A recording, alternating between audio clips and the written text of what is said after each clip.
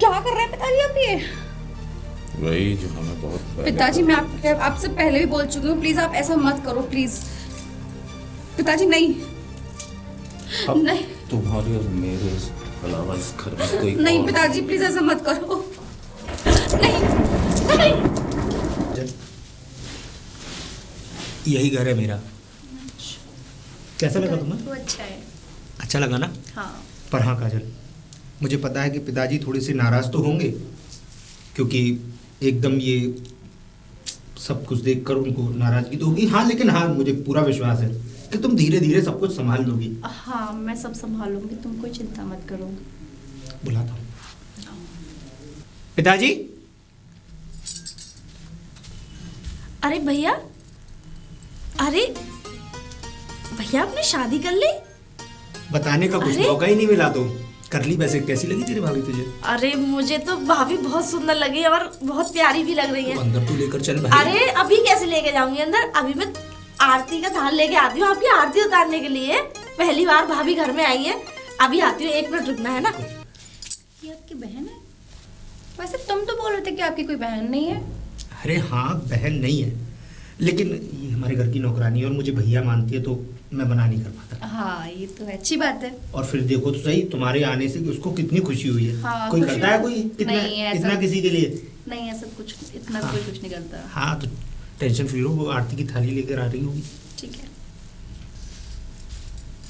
मालिक, मालिक क्या है मालिक, विमला? वो भैया शादी करके लाए और शादी? और इतनी अच्छी भाभी लेकर आए, मतलब बहुत खूबसूरत है। मैंने सोचा, मैं आरती का थाल लेने जा रही थी किचन से, तो मैंने सोचा क्यों ना आपको भी बता दूं। यानी कि उस नालायक ने हमारे मुंह पे कालक पोत ही दी। मालिक कैसी बातें कर रहे हैं आप? कालक क्यों पोत दिए? इस घर की तो बहू वैसे भी आनी थी और भैया ने शादी कर ली, तो इसमें गुनाह क्या कर दिया? तुम्हें नहीं पता विमला कि हमने इसकी शादी की बात कहां चलाई थी? अब हम क्या जवाब देंगे अपने जिगरी दोस्त को, और समाज में हमारी क्या इज्जत रह जाएगी? कैसे गांव वालों को मुंह दिखाएंगे? वैसे मालिक, एक बार अगर आप भाभी को देखेंगे ना, तो आपकी भी सारी टेंशन खत्म हो जाएगी, ये समझ लो। बहुत सुंदर है भाभी। सुंदर से कुछ नहीं होता है, बात इज्जत की आ जाए तो फिर सुंदरता मायने नहीं रखती। मालिक आप चलिए मेरे साथ, भाभी पहली बार घर में आ रही हैं और उनका अच्छे से स्वागत करना चाहिए ना। मैं चाहती हूँ कि भाभी को अच्छे से, और ये गुस्सा उनके सामने मत दिखाइएगा मालिक, वरना उनको ये लगेगा कि मैं पहली बार इस घर में आई हूँ और मेरे होने वाले मेरे ससुर मेरे साथ कैसा बर्ताव कर रहे हैं। विमला, अपनी औकात में रहो। इस घर के फैसले हम करते आए हैं, तुमने इस घर के फैसले कब से करने शुरू कर दिए? जी। तुम्हें जो करना है जाके करो, और हाँ, उससे जाके कह दो कि इस घर में उसके लिए कोई जगह नहीं है।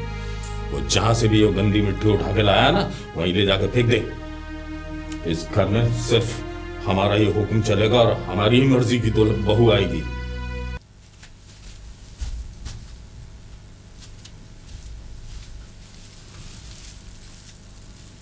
तू तो ये कहकर गई थी कि आरती का थाल लेकर आऊंगी, और खा लिया। भैया फालतू में इतनी देर खड़ा रखा।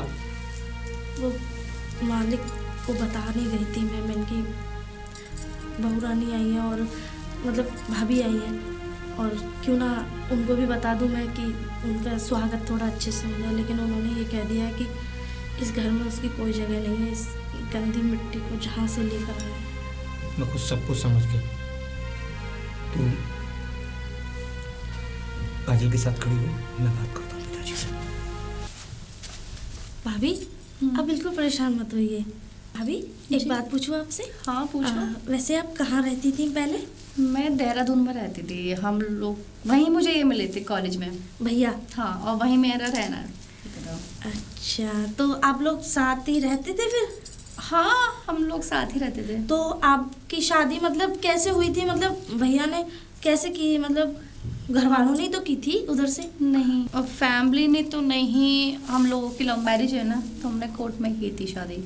कोर्ट मैरिज की हुई है। अच्छा अच्छा अच्छा, ये तो खैर अच्छी बात है, पर तुम बहुत अच्छी हो।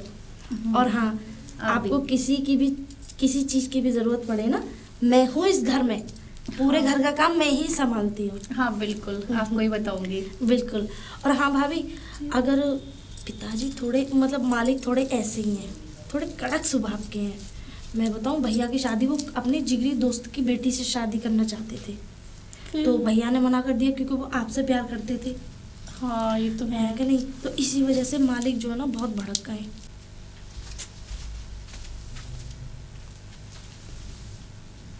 नमस्ते पिताजी। अब क्या लेने के लिए आए हो यहाँ? मैं तो सिर्फ आपका आशीर्वाद लेने आया हूँ। देखिए पिताजी, मैं जानता हूँ कि मैंने गलती की है, लेकिन इतना बड़ा गुनाह नहीं किया कि मैं आपके चरण भी ना छू सकूं। तुम इसे छोटी सी बात मानते हो? तुमने हमारी मर्जी के खिलाफ जाकर शादी की। क्या जवाब दूंगा मैं अपने जिगरी दोस्त को, जिसकी बेटी का रिश्ता मैंने तुम्हारे लिए तय किया था? कितने सपने सजाए थे उस मेरे दोस्त ने। क्या गुजरेगी जब मैं उसे बताऊंगा कि मेरा होनहार बेटा अपनी मर्जी से अपनी दुल्हन लेकर आया है? पिताजी, एक बार आप उससे मिल तो लीजिए। आपने ये कैसे मान लिया कि वो गलत है? आप कम से कम उससे मिलकर एक बार ये तो पता कर लीजिए कि वो इस परिवार के लायक है भी या नहीं। क्या आपको ऐसा लगता है कि मैं इस परिवार के विरुद्ध कभी जा सकता हूँ? हाँ, मानता हूँ मैंने ये शादी अपनी मर्जी से की है, लेकिन लड़की आपके बिल्कुल संस्कारों के हिसाब से देखी है। विरुद्ध जा सकता हूँ? विरुद्ध तो तुम चले गए, अभी कुछ और बाकी है क्या? पिताजी, आप समझने की कोशिश करिए। मैं काजल से बहुत प्यार करता हूँ और उसे मैं नहीं छोड़ सकता था।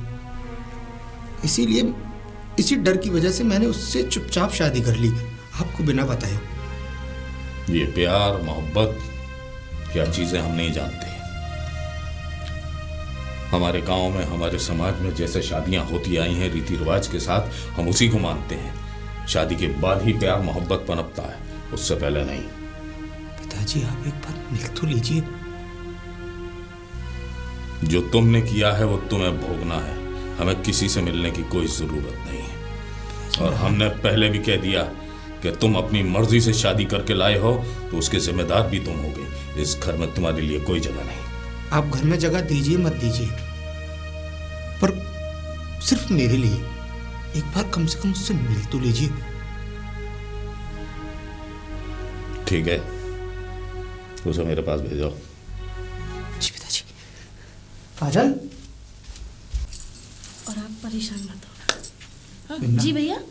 पिताजी मान गए हैं, बाबूजी के पास लेकर चली जाओ तुम इसे। मान गए भैया, लेकिन आप लेके जाते भाभी को, आशीर्वाद लेते दोनों, तो बहुत अच्छा रहता। नहीं, शायद वो मुझसे नाराज हैं। अगर मेरा चेहरा दोबारा देखेंगे तो भड़क उठेंगे। शायद हो सकता है इसका चेहरा देखकर उनके चेहरे पर खुशी आ जाए। तो तू लेकर जा। ठीक है, आओ भाभी।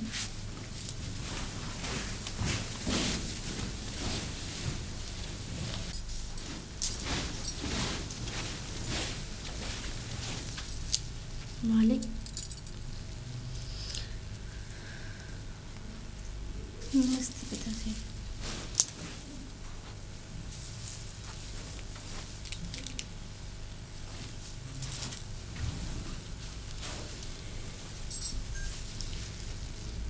क्या नाम है तुम्हारा लड़की? काजल।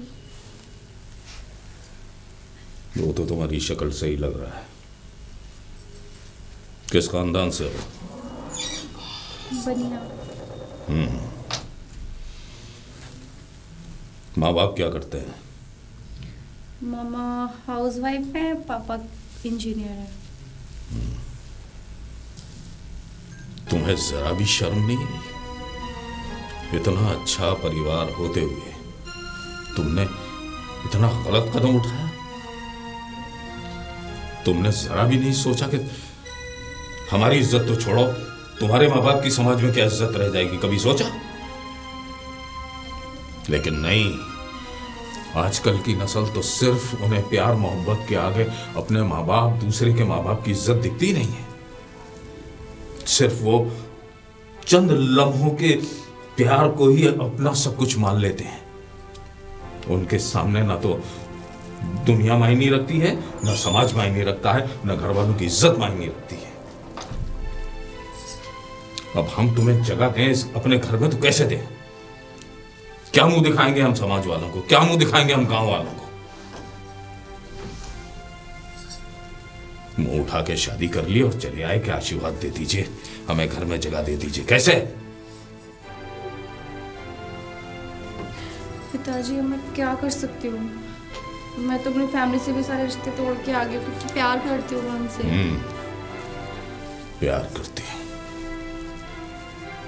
तुम अपने परिवार से रिश्ता तोड़ कर आई हो और ये समझ कर आई हो कि शायद तुम्हें इस घर में जगह मिल जाएगी, लेकिन इस घर में भी तुम्हारे लिए कोई जगह नहीं है। पिताजी प्लीज ऐसा मत करिए, हम कहाँ जाएंगे हम लोग? ये शादी करने से पहले सोचना चाहिए था। जब तुम्हारी नजरों में तुम्हारे अपने माँ बाप की कोई कदर और कीमत नहीं, उनकी इज्जत को तुमने मिट्टी में मिला दिया, अपने पैरों तले रौंद के फेंक दिया, तो फिर हमारे खानदान की इज्जत क्या मायने रखती है तुम्हारे सामने? पिताजी सच में मैं आपके खानदान की कभी इज्जत नहीं गिराऊंगी, मैं कभी भी नहीं गिराऊंगी। हम कैसे मान लें?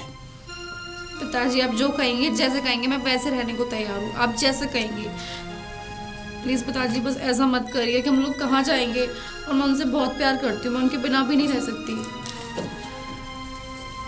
अच्छा जी पिताजी। कितना प्यार करती हो? बहुत प्यार करती हूँ। तो उस प्यार को निभाने के लिए अगर हमने तुम्हारे ऊपर जुल्म भी कई किए तो क्या सह सकोगी? जी पिताजी, मैं सब सह लूंगी उनके लिए। मैं प्यार के लिए कुछ भी सहन कर सकती हूँ। तो फिर सुनो, तुम्हें एक ही शर्त पर इस घर में रहने की इजाजत मिल सकती है। किस शर्त पर? जैसा हम कहेंगे वैसा ही तुम्हें करना होगा। जी पिताजी। जैसा हम चलाएंगे वैसा ही तुम्हें चलना होगा। हम कहेंगे दिन तो आप कहोगे दिन, हम कहेंगे रात तो आप कहोगे रात। उसमें तुम्हारी मर्जी शामिल नहीं होगी। समझ में आया? जी पिताजी। ठीक है, तुम जा सकती हो।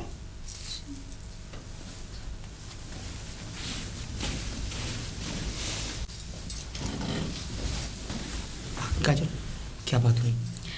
कुछ नहीं, पिताजी ने हम लोगों को माफ कर दिया। बस यही चिंता थी मुझे कि मैंने इतना बड़ा कदम तो उठा लिया, लेकिन पिताजी इसको एक्सेप्ट करेंगे या नहीं। अब टेंशन मत लो तुम। पर मुझे भरोसा भी था कि तुम सब कुछ संभाल लोगी। हाँ, और मैं आगे भी सब कुछ अच्छे से संभाल लूंगी, पूरा घर संभाल लूंगी। अब तो मैं तुम्हारा कमरा तो दिखा दूं भाई। विमला, जी मालिक। इनको घर में आने की इजाजत दे दो। अच्छा मालिक, इसका मतलब आपने माफ कर दिया भैया को? माफ नहीं किया है, लेकिन कुछ समय के लिए मोहलत दी है कि ये सुधर जाए। लेकिन एक बात तुम भी कान खोलकर सुन लो,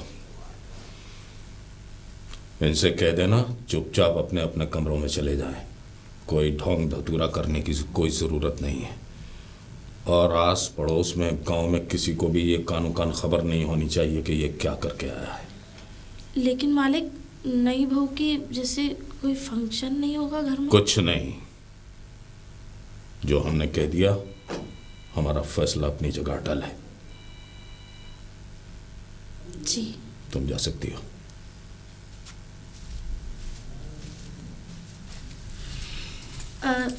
भैया, भाभी, आप लोग अंदर आइए, पिताजी ने कह दिया। और हाँ, आप दोनों अपने रूम में जा सकते हैं। चलो ठीक है।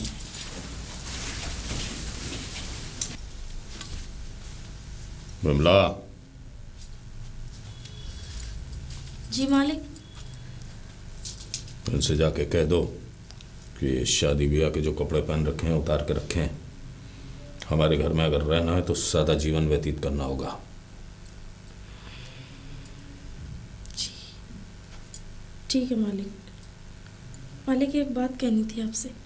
हाँ बोलो। वो आज बहू रानी के हाथ से कुछ पुट्ठा बनवा लो, पहली रसोई। हमने तुमसे पहले क्या कहा था? तुम्हारी समझ में नहीं आता? जो करना है तुम्हें करना है, कोई रस्म नहीं होगी। समझ में आया? जी मालिक। जा सकती हो।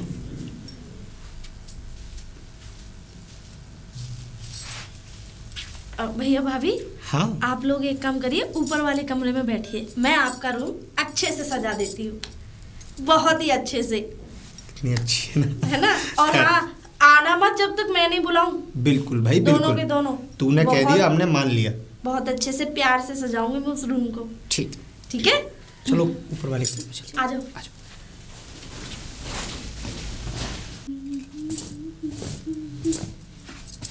ये क्या हो रहा है विमला? जी मालिक, मालिक वो भैया का कमरा सजा रही थी। हमारे मना करने के बावजूद भी? मालिक अब वो शादी करके आए तो निराला काम तो नहीं करके आए। शादी की होती, हमारी मर्जी से की होती तो सब कुछ वही होता जो वो चाहता है, जो तुम चाहती हो। अपनी मर्जी से करके आया, ऐसा कुछ नहीं होगा। जब हमने मना कर दिया तो मना कर दिया। मालिक ये तो उनके जीवन की एक बहुत खुशनसीब रात है। कोई खुशनसीब रात नहीं है। जब उसने हमारे माथे पे कलंक का टीका लगा दिया तो हम कैसे मान लें खुशनसीब रात है? चलो यहां से। मालिक वो तुमने सुना नहीं हमने क्या कहा? चलो। आओ, आ जाओ। कैसा लगा कमरा? अच्छा लगा।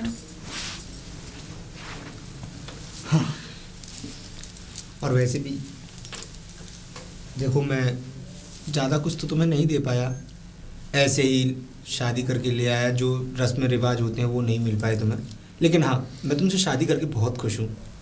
मेरी तुमसे शादी हो गई, यही काफ़ी है मेरे लिए। ठीक है, मुझे और किसी चीज़ की ज़रूरत नहीं है। ये तो है भाई, प्यारी हम दोनों एक दूसरे से इतना करते थे, इसीलिए मैंने अपने पिताजी को आज तक तुम्हारे बारे में कभी नहीं बताया। क्यों बताया, क्यों नहीं? डर की वजह से, क्योंकि उन्होंने मेरी रिश्ता कहीं और तय कर दिया था, और वो लड़की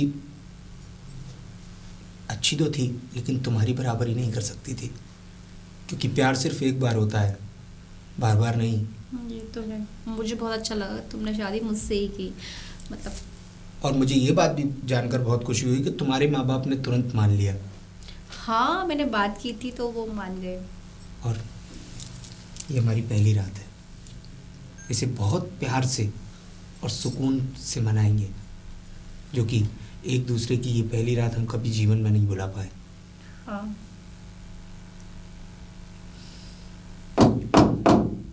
कौन? राजेश, बाबूजी। जी पिताजी। दरवाजा खोलो। आया। जी पिताजी।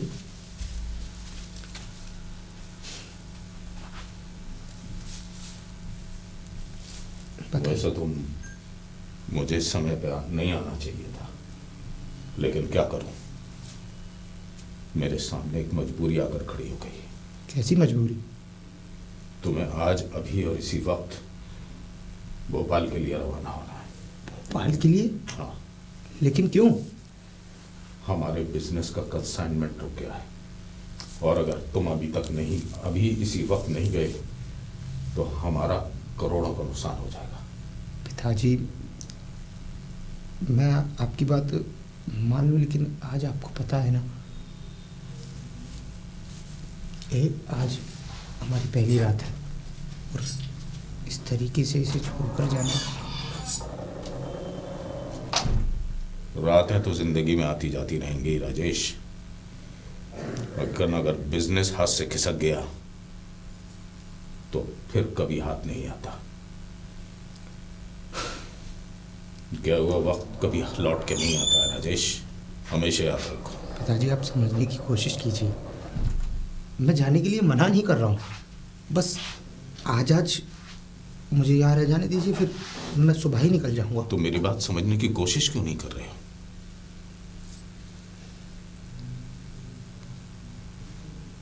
ठीक। तुम इस रात को प्रेफरेंस दे रहे हो या बिजनेस को प्रेफरेंस दे रहे हो?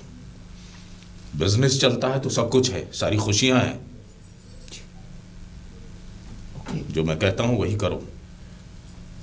वहां से लौटने के बाद जो तुम्हें करना है वो कर लेना, मैं तुम्हें नहीं रोकूंगा।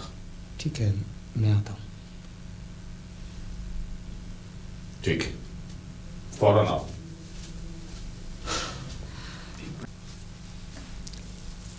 मुझे निकलना होगा। यार तुम कैसी बातें कर रहे हो यार, हमारे जीवन के एक ऐसा दिन है, खुशी का दिन है हमारा आज। मैं जानता हूँ, लेकिन मजबूरी है। समझने की कोशिश करो। अगर अर्जेंट नहीं होता तो पिताजी इस तरीके से यहाँ कमरे में नहीं आते। आज की बात है ना, बस कल परसों में मैं वापस आ ही जाऊँगा। जैसे ही कंसाइनमेंट क्लियर होता है तुरंत मैं वापस आ जाऊँगा। अरे कोई बात नहीं है, अब तो तुम मेरी पत्नी हो और वैसे भी मैं तुम्हारा ही हूँ। तो वो मैं कब कह रही हूँ कि तुम मेरे नहीं हो यार, लेकिन एक दिन तो बेकार गया ना हमारा आज का। अरे कोई बात नहीं। क्या तुम्हें नहीं लगता कि मैं यहाँ नहीं रुकना चाहता? अरे कौन ऐसा इंसान होगा जिसकी पत्नी, नई नवेली पत्नी घर पे आई और वो उसे छोड़कर हाथ के हाथ चला जाए? बस मजबूरी है, और मुझे पता है तुम मेरी बात को समझोगी। बस ख्याल रखना अपना और पिताजी का, सभी लोगों का। ठीक है, मैं चलता हूँ, बाय। Love you.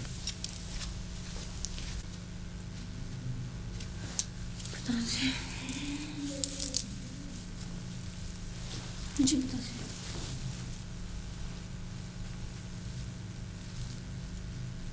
बैठ जाओ।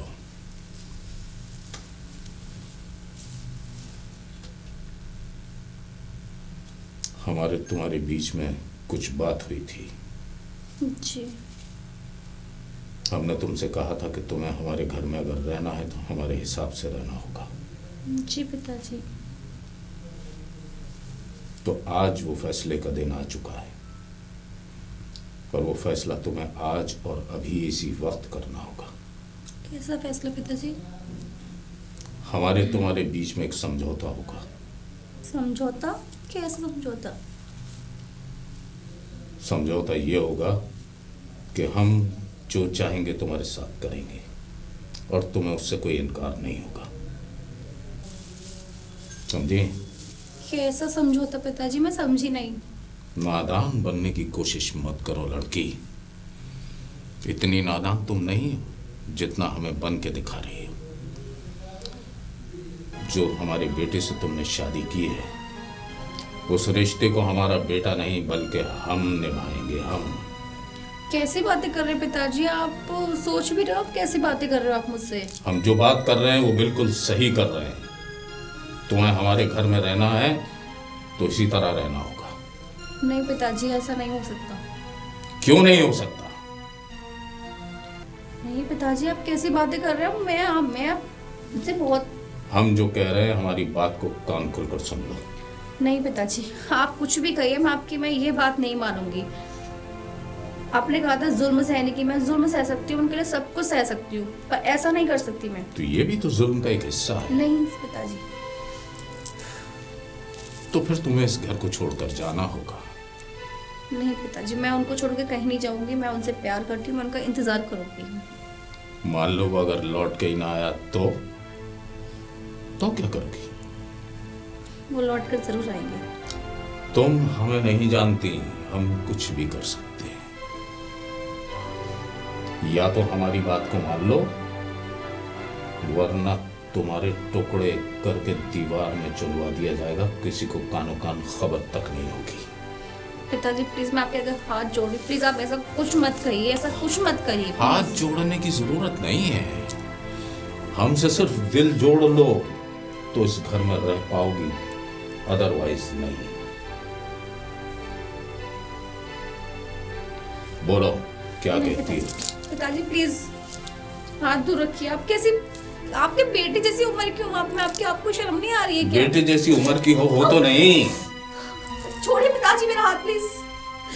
पिताजी प्लीज, मैं आपके आगे हाथ जोड़ती हूँ, प्लीज भीख मांगती हूँ, प्लीज आप मेरे साथ ऐसा मत करिए। भीख मांगने की तुम्हें जरूरत ही नहीं पड़ेगी। एक बार हमारी हो जाओ, सब कुछ तुम्हारा है। नहीं पिताजी।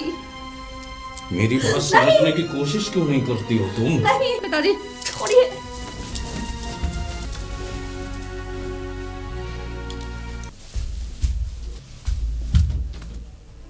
हम कहते हैं दरवाजा खोलो।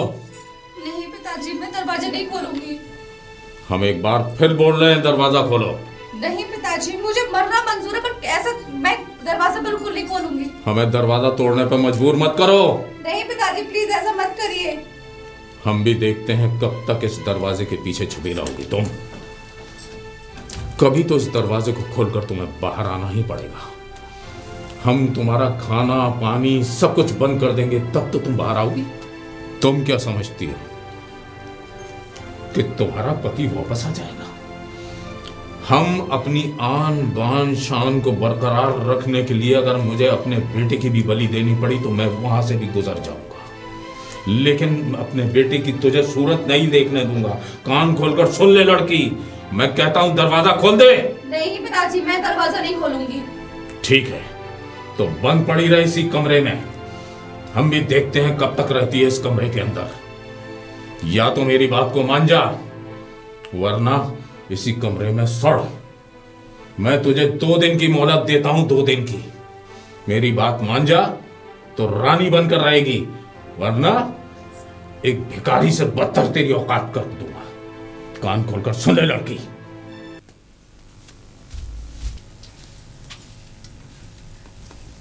भैया, भैया,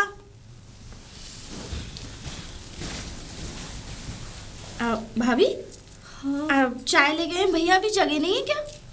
भैया तो आपके है ही नहीं, वो चले गए हैं। चले गए? हाँ। कहाँ पे? वो पिताजी आए थे, बोल रहे थे उनको कोई प्रोजेक्ट है, तो उस चक्कर में गए हुए हैं वो बाहर। प्रोजेक्ट मतलब? मैं कुछ समझी नहीं भाभी। पता नहीं, कोई बिजनेस को लेकर उनका कोई प्रोजेक्ट है, तो वहाँ उनके कोई पैसे मारे जाएंगे, इस चक्कर में जाना पड़ रहा है उन्हें। लेकिन गए कब थे? अभी निकल गए। लेकिन गए कब थे? अरे वो रात को ही निकल गए थे, जब आप गए थे ना छोड़ के, उसके थोड़ी देर बाद ही निकल गए थे। अच्छा। हाँ। मुझे तो कुछ पता ही नहीं चला, मैं तो किचन में खाना बना रही थी। दीदी प्लीज़ मेरी मदद कर दो ना, मैं बहुत ज़्यादा परेशान हूँ। अरे भाभी क्या हुआ? ऐसे परेशानी वाली क्या बात है? मैं बहुत ज़्यादा परेशान हूँ, मुझे बहुत ज़्यादा डर लग रहा है, बहुत ज़्यादा। लेकिन अगर कोई बात है तो आप मुझे बताइए ना। कैसे बताऊँ दीदी, बस आप बताओ, मेरी मदद करोगे ना? हाँ बिल्कुल करूँगी मैं आपकी मदद। अच्छा मैं समझ गई, तुम इसलिए परेशान हो कि भैया जो चले गए, लेकिन तुम बिल्कुल परेशान मत हो, 2-3 दिन में आ जाएंगे वो वापसी। और वैसे भी इस पूरे बिजनेस को संभालने वाला और तो कोई है नहीं है, बस भैया ही है। और आप तो जानती है मालिक तो अब नहीं वो काम दीदी करते। उनकी वजह से परेशान नहीं हूँ मैं अपना। फिर उनकी वजह से परेशान नहीं है तो फिर? मुझे तबीयत तो ठीक है आपकी? हाँ मेरी तबीयत ठीक है बिल्कुल। अच्छा। अरे लेकिन कोई अगर ऐसी बात है तो आप मुझे बताइए ना। एक काम करो, ये लो चाय। दीदी चाय नहीं पीनी मैं, मेरा चाय पीने का बिल्कुल मन नहीं है। तुम एक काम करो, तुम नहा लो, फ्रेश हो लो और ये कपड़े उतार दो, ठीक है? मैं कुछ तुम्हारे लिए अच्छा बना के लेके आती हूँ। ठीक, कॉफ़ी पी लेना, मैं कॉफ़ी बना लाऊंगी, चाय रहने दो। ठीक है, तुम जाओ, जाके फ्रेश हो लो और ये कपड़े चेंज कर लो, ठीक है? हो सकता है इनकी वजह से भी, क्योंकि काफ़ी लंबा सफ़र तय करके आए थे आप लोग, तो थक गए होंगे। ठीक है, तुम जाओ।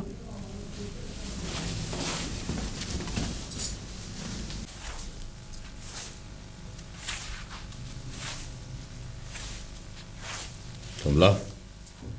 जी मालिक।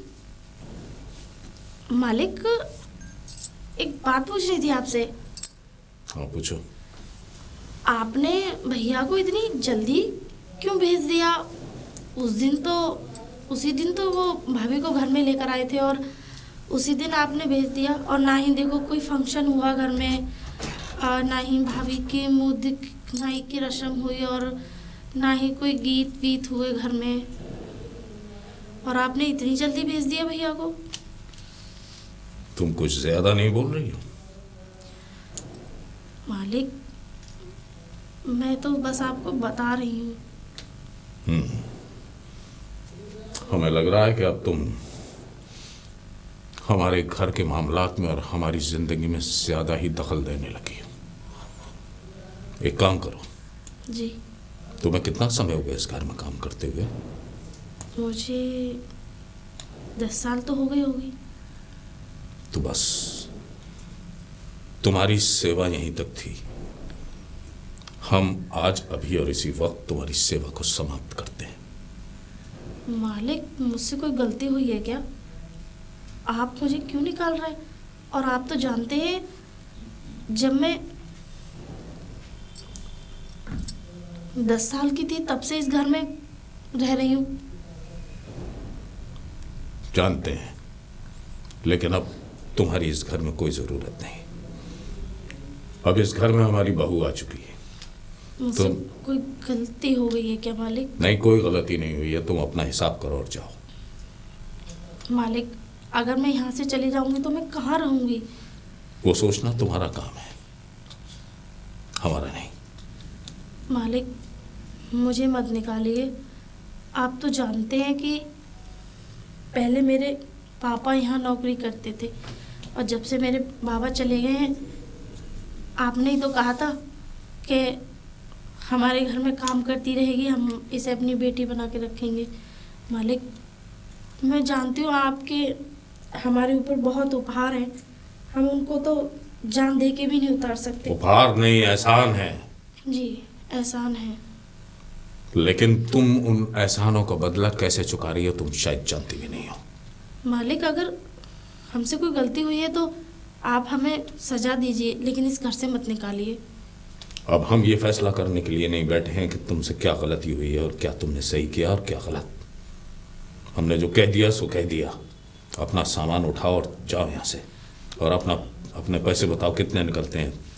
ठीक है मालिक, मैं चली जाऊंगी, लेकिन मुझे 15 दिन का समय दे दीजिए बस। नहीं, 15 दिन नहीं। प्लीज़ मालिक। हम तुम्हें सिर्फ 4 दिन की मोहलत देते हैं। तुम्हारा जो भी हिसाब बनता है हमें बताओ, अपना पैसा लो और जाओ यहाँ से। जी मालिक, मुझे तो समझ में नहीं आ रहा कि आखिर में मेरी ऐसी क्या गलती हो गई जो आप मुझे इस घर से निकाल देना चाहते हैं।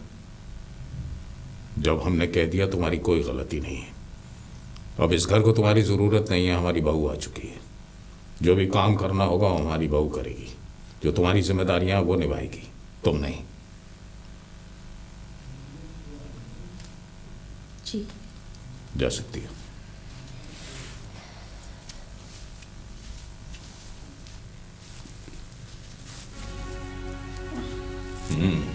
जी बता। अब भी तो अच्छी लग रही हो।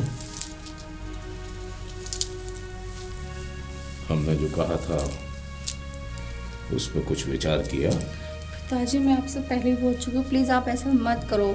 मुझे मेरे घर जाना है, मुझे मेरे घर भेज दो आप। घर?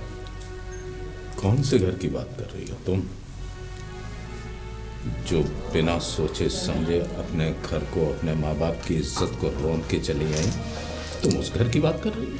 पिताजी प्लीज़ ऐसा मत करो, मैं आपके आगे हाथ जोड़ती हूँ। या तो मुझे मेरे घर भेज दो। घर? कौन से घर की बात करती हो? क्या अपने घर से निकलने से पहले कभी तुमने सोचा था? जिस घर को तुम लात मार के चली आई, अपने माँ बाप की इज्जत को रौंद के चली आई, तुम उस घर की बात करती हो? जो लड़कियां बिना सोचे समझे अपने घर को छोड़कर अपने माँ बाप की इज्जत को रौंद कर चली आती हैं, दुनिया में उनके लिए कहीं जगह नहीं होती। चाहे वो उनका घर हो या ससुराल का घर। और ससुराल के घर में अगर तुम्हें जगह मिली है तो वो भी हमारे रहमो करम पर। और वो रहमो करम इसलिए पिताजी प्लीज। कि तुम्हें हमारी बात को मानना होगा।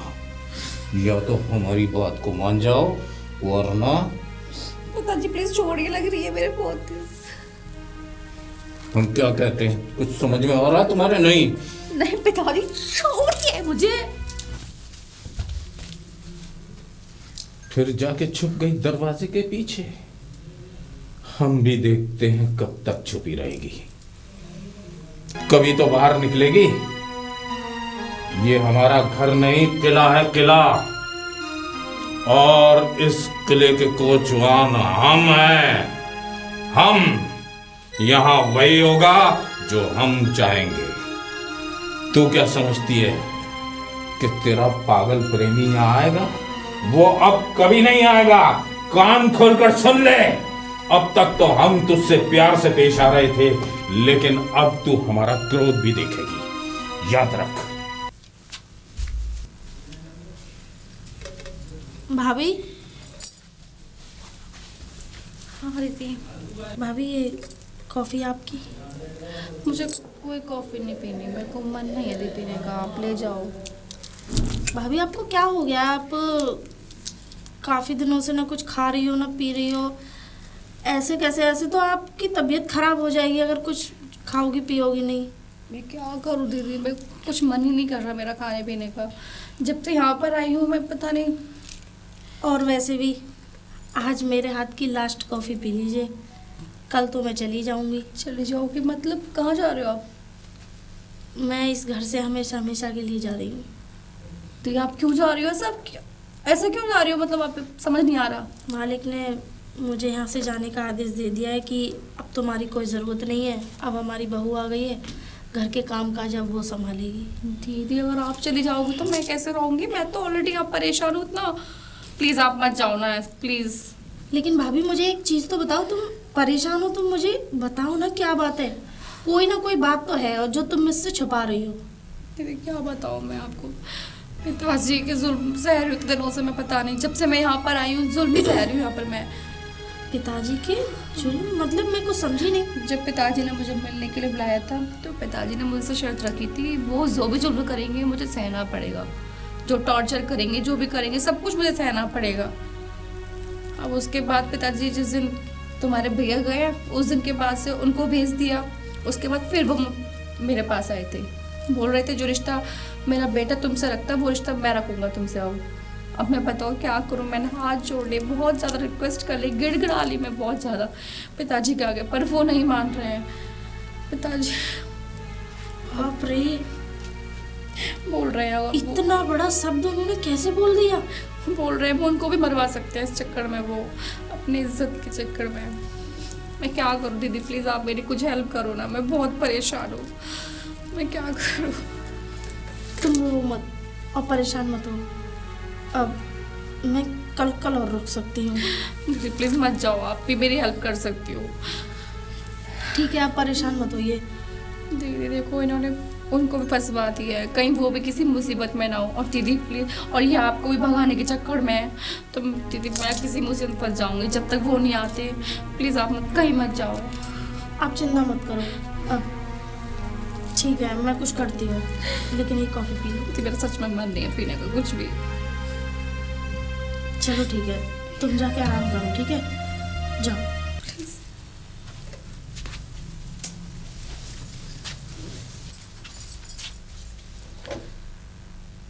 कोई है? कोई है यहाँ?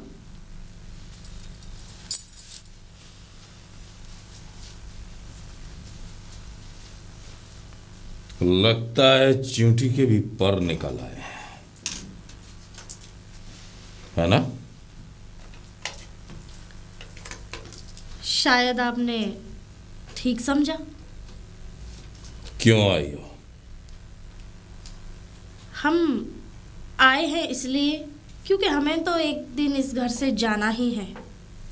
एक बात तो है, अब तो आपको मालिक कहने पे भी शर्म आती है मुझे, और अब मुझे इतना जाने का दुख नहीं हो रहा है, इतना इस घर में रहने का दुख हुआ। मैंने एक ऐसे घर में रही और इस घर में जो इंसान है जिसे आज तक मैं देवता समझती आई, बहुत एक अच्छा इंसान समझती आई, वो इतना जलील और घटिया और गिरा हुआ इंसान निकलेगा, ये कभी मैंने अपने सपने में भी नहीं सोचा था। सपने की बातें सपने तक रहती हैं, हकीकत उससे अलग हटकर ही होती है। हाँ, जैसे कि आपकी हकीकत आप सामने आ गई। आपकी हकीकत दिख तो रही है, आप क्या थे और हम समझ क्या रहे थे आपको, और क्या निकल आए आप। वो तो तुम्हारे आने के अंदाज से ही हम समझ गए थे। वैसे एक बात तो है, कोई दुश्मन भी होगा ना तो भी अपने बेटे के साथ ऐसा नहीं करेगा जो तुमने अपने बेटे के साथ किया है। तुम्हें शर्म नहीं आई? अरे जिस दिन उसकी सुहागरात थी उस दिन उसे हटा दिया वहां से और अपनी शर्त लेके बहू के पास पहुंच गए। एक नजर से देखो तो वो बहू नहीं तुम्हारी बेटी जैसी है। बेटी है तो नहीं, जैसी तो है। बेटी नहीं है, सही बात है। अधिकतर बहुओं को बेटी मानते कहाँ है? बहुओं को बेटी नहीं मानते, और खास करके तो तुम जैसे लोग। तुम्हारी जुबान कुछ ज्यादा नहीं चल रही? जुबान अब आके चली है क्योंकि तुम्हारा असली चेहरा इन आंखों ने देख लिया है। अरे तुम तो वो गिरे हुए इंसान हो कि जो मर जाए ना उसकी लाश पे दो आंसू न निकले। आपको शर्म नहीं है? यहाँ हमने तुम्हें अपनी अर्थी पर रोने के लिए नहीं बुलाया। जो कहना है कहो, बको और निकलो यहाँ से। कहना क्या है और क्या बकना है जो तुमने इसके साथ किया है। लेकिन एक बात ध्यान से सुन लेना, जब ये बात तुम्हारे बेटे को पता चलेगी मालिक, तो तुम्हें क्या लग रहा है, क्या उसका सामना कर पाओगे तुम? बेटा आएगा तब ना। मतलब? तुम हमें जानती कितना हो? तुम इस घर में कब से रह रही हो? 20 साल से। 20 साल से तुम हमारी परछाई को जानने की कोशिश तक नहीं की है। तुमने सिर्फ 20 साल अपना जीवन ही व्यतीत किया है। हम क्या कर सकते हैं तुम कुछ नहीं जानती। जानने की जरूरत तो इसलिए नहीं की थी क्योंकि हमें इन चीजों से कोई मतलब ही नहीं था, और इतना जान गई काफी है। इससे ज्यादा जानना मेरे लिए तुम्हारे बराबर सोचना भी बेकार है। बस बहुत हुआ। आपके अंदर शायद इंसानियत नहीं है। नहीं है हमारे अंदर इंसानियत। हमारी इंसानियत मर चुकी है और हमारे अंदर एक शैतान ने जन्म ले लिया है, और जब शैतान सवार होता है तो फिर इंसानियत की कोई कीमत नहीं होती। शैतान तो आपके अंदर शुरू से ही था, क्योंकि सही कहा था किसी ने कि जो इंसान अपनी बीवी का सगा ना हो वो अपनी औलाद का क्या सगा होगा। तुम ये कह रहे थे ना अभी कि हमारे बारे में जाना ही क्या है। कैसी बातें कर रहे हैं तुम्हारे बारे में, मुझे एक एक बात पता है, लेकिन नहीं, मैं उस हादसे को समझ रही थी। लेकिन सही कहा था लोगों ने, तुम ऐसे हो। और वैसे भी मुझे तो इस घर से जाना है। तुम्हारे जैसे इंसान की शक्ल देखना भी मेरे लिए पाप है। अगर कहीं चुल्लू भर पानी मिले तो डूब के मर जाना।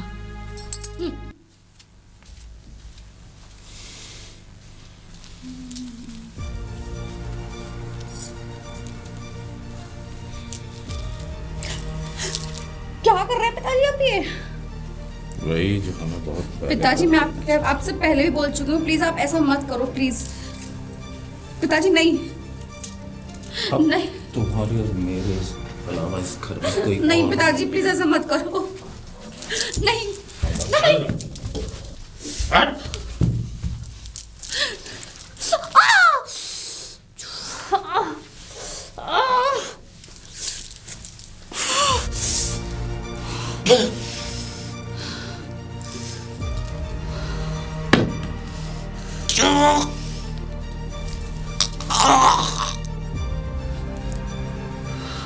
क्या हो गया मुझसे? क्या हो गया? क्या हो गया मुझसे? मम्मी ये तो शायद खत्म हो गया, मैं क्या करूं? अरे ये चीखने की आवाज। दीदी मैं क्या करूं? मुझसे ये क्या क्या हुआ? हो गया? मुझसे क्या हो गया? दीदी मेरे को जबरदस्ती कर रहे थे, मेरे से गलती से हो गए। ये भगवान। दीदी मैं क्या करूं? अब वो क्या तुम बोल- परेशान मत हो। दीदी मेरी गलती नहीं है। दीदी मैं क्या तुम परेशान मत हो। तुम्हें घबराने की कोई ज़रूरत नहीं है भाभी। मैं फिर क्या करूँ? उनको क्या जवाब दूंगी मैं? वो आएगी तो? कोई जवाब देने की कोई ज़रूरत नहीं है। आपने एक ऐसी दुष्ट आदमी का कत्ल किया है कि इसमें कोई बुराई नहीं है, और बुराई का तो अंत एक ना एक दिन होना ही था। आप चिंता मत करो, ये इल्ज़ाम मैं अपने सर ले लूँगी। कैसी बातें कर दी आप? पागल तो नहीं हो गया? आप अपने सर पे क्यों लोगी? वैसे भी मेरा तो कोई नहीं है भाभी इस दुनिया में। मैं कोई नहीं, मैं बोल दूंगी मैंने किया। आप नहीं, ऐसा मत करो प्लीज। आपको भैया की कसम है, अगर आपने ऐसा कुछ भी कहा तो आपको कुछ भी नहीं बोलना है। दीदी आप इतना बड़ा हो क्यों कर रही हो? ऐसा मत करो प्लीज। नहीं, वैसे भी मेरा तो इस दुनिया में कोई नहीं है, कम से कम आप लोगों का जोड़ा तो ना बिछड़े। वैसे भी आप लोगों की ज़िंदगी में पहले दिन ही अलग अलग हो गए, और सारी ज़िंदगी अगर अलग अलग हो गए तो अच्छी बात नहीं है। आप बिल्कुल परेशान मत होइए, घबराओ मत। दीदी मैं आपका ये ठीक है कैसे बोलूँगी मैं? एहसान कोई नहीं है, एहसान कोई किसी पे नहीं करता भाभी। बस कुछ चीज़ ऐसी हो जाती है अपने हाथों से जो आप बिल्कुल टेंशन होता है। ठीक है, किसी से कुछ नहीं कहना है आपको। मैं पुलिस को फ़ोन कर देती हूँ। पुलिस अगर मुझसे पूछेगी तो मैं कह दूँगी कि मेरे साथ गलत कर रहे थे और मैंने अपनी इज्जत बचाने के चक्कर में मार दिया। परेशान मत, ठीक है? आओ मेरे साथ। पिताजी, पिताजी, पिताजी। आ गए आप? अरे अरे तुम्हें तो खुश होना चाहिए भाई। 8 दिनों के बाद वापस आया हूँ और तुमने मेरा रोकर स्वागत किया है। कहाँ थे इतने दोस्त लोग? मैं भेजा तो पिताजी ने भोपाल था, लेकिन रास्ते में ही फोन करके उन्होंने कहा कि तू सिंगापुर निकल जा, घर आने की जरूरत नहीं है। क्या हुआ? मुझे तुमको कुछ बताना है। हाँ तो बोलो ना, इसमें घबराने की क्या बात है? यार तुम्हारे पिताजी नहीं रहे। पिताजी नहीं रहे? हाँ। मतलब उनका देहांत हो गया? लेकिन कब? मुझे कम से कम खबर तो दी होती। तुम्हारा कुछ भी अता पता कुछ था ही नहीं, ना तुम्हारा नंबर था ना तुम्हारा कॉल मिल रहा, कुछ भी नहीं कर रहा। मेरा फोन भी नहीं है मेरे पास। और वैसे भी मैं पिताजी का भी फोन ट्राई कर रहा था तो तभी से बंद जा रहा है। पिताजी ने मेरा भी फोन छीन लिया। लेकिन तुम ये कह रही हो कि पिताजी का देहांत हो गया, लेकिन हुआ तो हुआ कैसे ये सब? जिस दिन तुम गए थे ना, हाँ, उस दिन तुम्हारा कोई काम नहीं था, तुम्हें बस बहाने से भेजा था पिताजी ने, क्योंकि उन्होंने हमें एक्सेप्ट ही नहीं किया था। जब तुम्हें याद है मिलने गई थी मैं अकेले में, हाँ। तो पिताजी ने मुझे पहले ही शर्त रख दी थी कि मुझे उनके जुर्म सहने होंगे सारे, जैसा वो कहेंगे वैसा मुझे रहना होगा।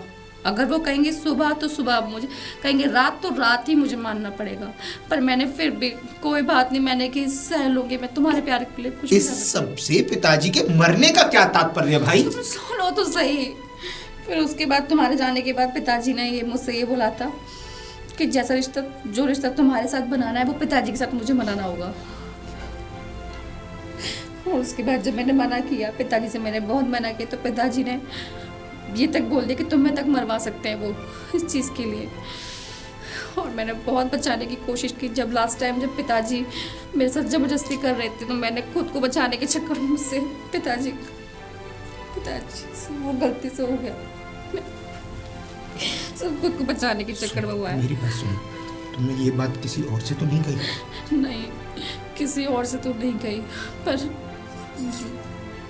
पर क्या? वो दीदी है ना, हाँ जो दीदी। हमारा काम करती थी, उन्होंने अपने सर इल्ज़ाम ले लिया अपने सर पर। वो जेल में जा चुके हैं, प्लीज़ उन्हें छुड़वा लो एक बार। उन्होंने फालतू में इल्ज़ाम अपने ऊपर ले लिया है, क्योंकि उन्होंने हम लोग मुझे बचाने के लिए कि शायद हम लोगों को रिश्ता ना टूटे या हम लोग अलग ना हो जाए, सिर्फ उन्होंने इसलिए अपने ऊपर ले लिया है इल्ज़ाम। रोने की जरूरत नहीं। मुझे नहीं पता था कि जिस बाप को मैं अपना सब कुछ समझता था, वो बाप नहीं बाप निकलेगा। अरे उनकी हर बात को माना मैंने, जैसे उन्होंने कहा हर बात को उनको हुक्म समझ के अपनी सराखों पर रख लिया। लेकिन उस इंसान के पीछे एक इतना भयंकर दरिंदा छुपा हुआ है, ये मुझे पता नहीं था। अगर दीदी ने अपने ऊपर इल्जाम लिया है तो तुम उसकी चिंता मत करो, मैं उन्हें छुड़ा लूंगा।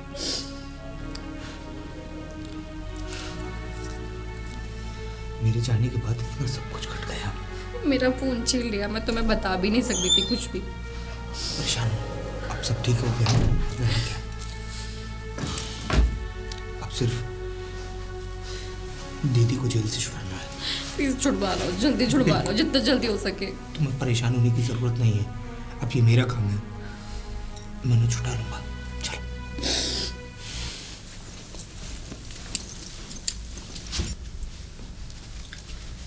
भैया तुमने मेरी जमानत क्यों कराई? जब कोर्ट ने ये आदेश दे दिए थे कि 14 साल की सज़ा मुझे जेल में काटनी पड़ेगी, तो क्या ज़रूरत थी?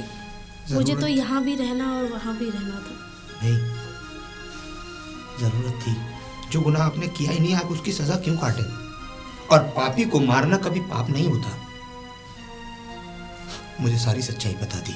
क्या? काजल ने कि इस घर में क्या क्या घटा मेरे जाने के बाद। अरे आपने तो मेरे घर की इज्जत बचाई है। आपका ये एहसान शायद मैं पूरी अपनी जिंदगी अगर दे भी दूं तो भी नहीं चुका सकता। काजल, हाँ, आ गए दी आप। मुझे इतनी बहुत खुशी हुई कि आप आ गए हो। और हाँ, आज से दी यहीं रहेंगी हमेशा, दी, हमेशा के लिए। दी आप भी यहीं पर हो। और आप आपने हमारे मुझे मुंह से भाई कहा है ना, आज से आप दिल से मेरी बहन हैं और आप हमेशा मेरी राखी भी बांधेंगी। मैं तो हमेशा तुझे अपना छोटा भाई समझती आई हूँ, लेकिन जब मैं यहाँ काम करती थी तो मुझे ऐसा लगता था कि मैं एक नौकरानी हूँ यहाँ। नहीं दी, नहीं। आप ऐसा मत बोलो। आप कोई नौकरानी नहीं हो घर की, आप इस घर की सदस्य हो। आप बेटी हो इस घर की। आप चलो काजल, आता लेकर।